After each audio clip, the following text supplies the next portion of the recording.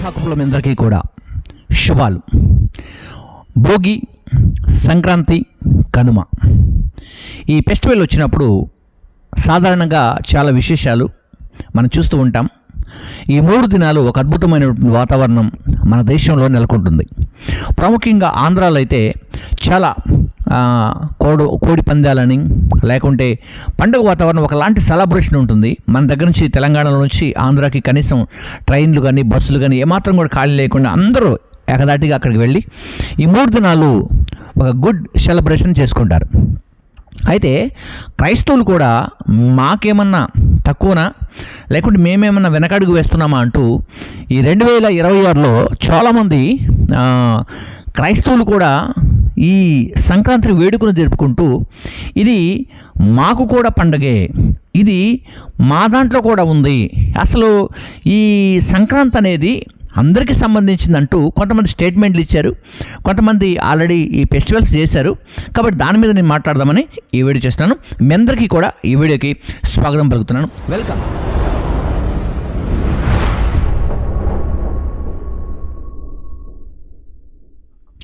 Right, ఈ సమయంలో మనము కొన్ని వీడియోస్ చూద్దాం ముందుగా. తర్వాత మన తెలుగు రాష్ట్రాల్లో కూడా కొంతమంది చేయొచ్చు అని చెప్పినటువంటి వాళ్ళు కూడా ఉన్నారు.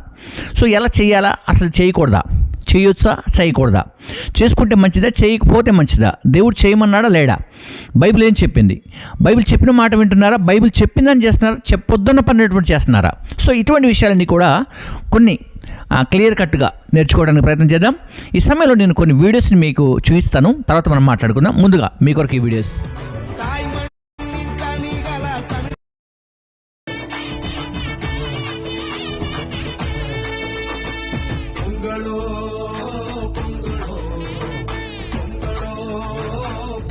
చూస్తారు కదా, ఈ వీడియోస్లో ఏమాత్రం కూడా తక్కువ చేసుకోవడానికి కూడా వీల్లేనంతగా అద్భుతమైనటువంటి సంక్రాంతిని జరిగించుకున్నారు క్రైస్తవులు. ఓకేనా, రైట్. సమయంలో ఒక విషయాన్ని మనము క్లియర్ చేసుకుందాం.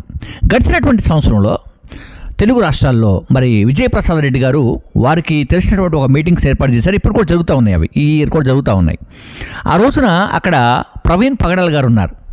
ప్రవీణ్ పగడాల్ గారికి ఇదే ప్రశ్న వేశారు. ఏమని వేశారంటే, మనము సంక్రాంతి చేసుకోవచ్చా అంటే నిస్సందేహంగా అంటే అది మనదే, అది హార్వెస్ట్ ఫెస్టివల్ అని చెప్పేసి ఆయన కూడా చెప్పడం జరిగింది. సరే మంచిది, ఆయన చెప్పాడు. అక్కడ కూర్చున్నటువంటి విజయప్రసాద్ రెడ్డి గారు విన్నారు. మరి వారు చేశారా ఈ హార్వెస్ట్ ఫెస్టివల్? చేశారా? హార్వెస్ట్ ఫెస్టివల్లే కదా, చేసుకోవచ్చు కదా సంక్రాంతి, చేశారా? మరి వారు చేయలే. కానీ ఆ మెసేజ్ ప్రజలకి అందించడం అనేది తప్పే కదా.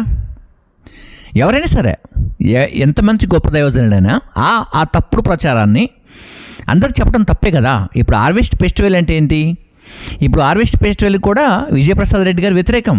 ఇప్పుడు ఒక జాంకాని 10 రూపాయల జాంకాని 100 రూపాయలు వాడతారు, 10 రూపాయల క్యాలెండర్ని 100 రూపాయలు అమ్ముతారు, 50 రూపాయల క్యాలెండర్ని 200 అమ్ముకుంటారు అని చెప్పేసి వీడియోస్ కూడా చేశారు వారు. అంటే దాదాపుగా హార్వెస్ట్ ఫెస్టివల్ కూడా వారు విరుద్ధంగానే ఉంటారు. అలాంటప్పుడు ఒక సావుకుని అక్కడ కూర్చోబెట్టి ఇది మనది, ఇది మన సాంప్రదాయం అన్నట్టుగా ఈ సంక్రాంతి కూడా చేసుకోవచ్చని చెప్పినటువంటి మరి ప్రవీణ్ పగడాల్ గారు వారు మన మధ్యలో లేరు. అయినప్పటికీ కూడా వారు చెప్పారు. ఒకసారి ఆ మాట విందాం. సంక్రాంతి ఒక్కటే మన పండగ. ఎస్, మనకు కూడా ఉంది హార్వెస్ట్ ఫెస్టివల్. బైబిల్ గ్రంథం చెప్తోంది కోతకాలపు పండగ సంక్రాంతి. రైట్, విన్నారు కదా, ఇది పరిస్థితి సంక్రాంతి పైన. అయితే జీవము కలిగిన దేవుడు బైబిల్ని మనకిచ్చినప్పుడు జీవము కలిగిన దేవుడు ఏం చెప్పాడు? అయితే కొంతమంది ఈ మధ్యకాలంలో సంఖ్యాకాండము లేవియాకాండంలో ఉన్నటువంటి ప్రథమ ఫలములను ఇచ్చి దాన్ని బట్టి ఆ కాలం ముందు జరిగినటువంటి విషయాలన్నీ కూడా ఈ సంక్రాంతికి ఆపాదిస్తూ ఇలా చేసుకోవచ్చు అని కూడా కొంతమంది చెప్పేవాళ్ళు లేకపోలేదు. అయితే ఈ కొత్త నిబంధన గ్రంథం రక్షకుడైనటువంటి జీవము కలిగిన దేవుడు వచ్చిన తర్వాత మన జీవితాలకు ఎలాంటి ఆశీర్వాదమును ఎలాంటి ఘనతను తీసుకొచ్చిందో మనము చదువుకొని ముందుకు సాగడానికి మనము ప్రయత్నం చేద్దాం. మీ అందరి దగ్గర బైబిల్ ఉంటే దయచేసి నేను చెప్పే రెఫరెన్స్ కూడా చదవడానికి ప్రయత్నం చేయండి. నేను వీలుగా ఉంటే మీకు డిస్ప్లే కూడా చేస్తాను, గమనిద్దాన్ని. ఈ సమయంలో గలతీ రాసిన పత్రిక 4వ అధ్యాయంలో ఇప్పుడు యొక్క వాక్యాన్ని మనము చూసుకుందాం. ఆ కాలమందైతే మీరు దాసులై ఉంటుంది, అంటే తెలియనటువంటి వారై ఉన్నారు. తెలియనటువంటి వారై ఉన్నారు. ఎవరైనా సరే తెలియనటువంటి వారై ఉన్నారు. అయితే ఇక్కడ 9వ వచనం నుంచి నేను చదువుతున్నాను. 4వ వచనం గలతీ పత్రిక 4వ వచనం 9వ వచనం నుంచి. ఇప్పుడు దేవునిని ఎరిగిన వారును మరి విశేషంగా దేవుని చేత ఎరగబడిన వారునై ఉన్నారు గనుక బలహీనమైనవియు నిష్ప్రయోజనమైనటువంటి మూల పాఠముల తట్టు మరలా తిరగనేలా మునపటి వలె మరలా వాటికి దాసులై ఉండగోరనేలా అంటూ ఇక్కడ భక్తుడు రాస్తూ అంతటితో ఆగలేదండి, స్పష్టతను కూడా ఇస్తున్నాడు. ఏమిస్తున్నాడు చూడండి. మీరు దినములను, మాసములను, ఉత్సాహకాలములను, సంవత్సరములను ఆచరించుచున్నారు. కొంతమంది ఈరోజు మంచిదా కాదని చూసుకునే వాళ్ళు కూడా ఉన్నారు. ఆస్ట్రాలజీ చూసేవాళ్ళు కూడా ఉన్నారు. వాస్తుని చూసుకునే వాళ్ళు కూడా ఉన్నారు. అంతేకాదు పెళ్లికి ముహూర్తాలు చూసుకునే వాళ్ళు కూడా ఉన్నారు. అండి ఇంట్లోకి వెళ్ళాలంటే ముహూర్తం చూసుకునే వాళ్ళు కూడా ఉన్నారు. ఇవన్నీ కూడా క్రైస్తవ జీవితంలో పెట్టుకొని నేను సృష్టికర్త అయిన జీవము కలిగిన దేవుని ఆరాధిస్తున్నాను అని చెప్పటం ఎంతవరకు న్యాయం అండి? ఆయన ఏం చెబుతున్నాడంటే దేవుడు ఆత్మ గనక ఆయన ఆరాధించువారు ఆత్మతోనూ సత్యముతోనూ ఆరాధించమని చెప్పాడు. అర్థమవుతుందా?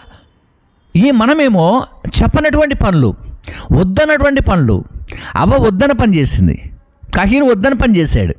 సో ప్రపంచంలో ఉన్న వాళ్ళందరూ కూడా ఇప్పుడు క్రైస్తవ జీవితాలలో వద్దన్నటువంటి పని చేయడానికి ఎక్కువగా రెడీ అవుతున్నారు. ఏం చెప్పాడు ఇక్కడ? చక్కగా జీవము కలిగిన దేవుడు ఏం చెప్పాడంటే నేను తప్ప వేరొకరు ఉండకూడదని కూడా చెప్పాడు.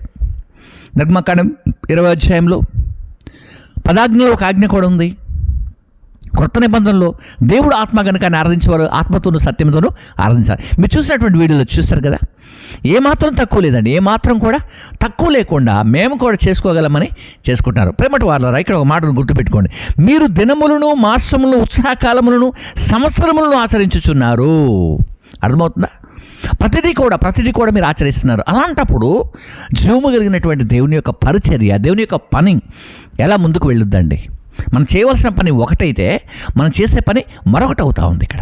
కాబట్టి మనము మన జీవితంలో, మన బ్రతుకులో ఆయన చెప్పినట్లు చేయాలా, లేకపోతే మన సొంత ప్రయత్నాలు చేయాలా? ఒకసారి మీరందరూ కూడా ఆలోచించేయాలని నేను ప్రభుపేట మనవి చేస్తున్నాను. ఇక్కడ ఒక మాట అంటాడు, మీ విషయమై నేను పడినటువంటి కష్టము వ్యర్థమైపోవునేమో అని మిమ్మల్ని గూర్చి నేను భయపడుచున్నాను అని అపోస్తలుడైన పౌలు అంటున్నాడు. అంటే వారి రక్షణలోకి వచ్చాక, మారు మనసులోకి వచ్చాక, బాప్తిసం పొందుకున్నాక, సంఘానికి అంటుకట్టబడిన తర్వాత, సంఘ రక్షణలో ఉన్న తర్వాత మరలా మూల పాఠముల తట్టు పాత జీవితాన్ని మరలా ప్రారంభిస్తున్నటువంటి ప్రజలను చూసి ఈ మాట మాట్లాడుతున్నాడు.